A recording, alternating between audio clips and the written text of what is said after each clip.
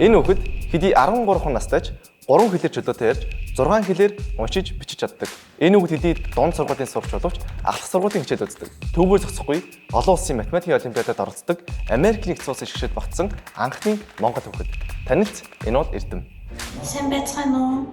Намайг Эрдэм гэдэг. Тэр олон улсын чавтаст болон даралтад хөгжмийн тэмцээнүүдээс 10 орчим медальтай. Олон улсын математикийн олимпиадаас 2 алт 1 мөнгө медальтай. Америкийн нэгдсэн улсад мужийнхаа англи хэлний үсгэлтийн аваргаас 5 медальтай. Мөн саяхан болсон Моцартыг нэрэмжид олон улсын төгөлдөр хуурын тэмцээнд хүртэл төрүүлсэн байна. Бүр гайхалтай нь юу гэж 13 настай залуу хөгжимчин Алдар Карнеги хоол 2 удаа өргөдөн тоглосон байна. Чайковскигаас ахуулаад Битлз хүртэл хөгжмийн жанр бүртээ хамгийн шилдэгүүдэн тоглодог энэ алдарт танхимд нэг биш, бүр 2 удаа штэ.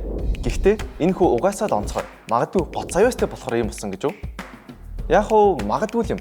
Гэхдээ энэ бүх гайхалтай үр дүнгуудын ард байдаг нэгэн эмэгтэйг танилцуулъя. Сайн байцгаана уу? Намайг Болормаа гэдэг. Би Эрдмийн ээж. Тэрээр ээж гэдэг дэлхийн хамгийн чухал мэргэжлийг хамгийн сайнаар нь хийж байгаа хүмүүсийн төлөөлөл. Болроо Эрдэмтэй ой 7 сартаагаас хойш 5 нас хүртэл нэг ч өдөр алгацалгүйгээр хамтдаа ном уншиж зөв дадлыг суулгасан. Түүний сурсан хэл бүрийг нэг бол хамтдаа сурч, эсвэл өөрөө сураад түүн зааж өгдөг.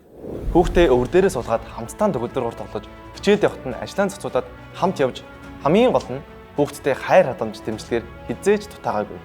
Төвний хувьд өөрийнхөө карьер дахиж гаргахын хажуугаар хүүхдтэй тогтмол цаг зарцуулна гэдэг тодорхой хэмжээнд төвчээр шалгасан зүйл байж. Гисэн идэж эдийн засгийн чиглэлээр доктор хамгааж мөн Америкийн топ 100 компаниудын нэгт ажиллаж байна.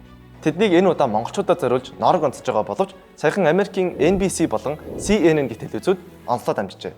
Norog Stories-ийн энэхүү 10 дахь дугаараар эхний удирд маань дуусч байна. 2 дугаар удирдаар илүү олон гайхалтай төгөлдөр уулзцгаая.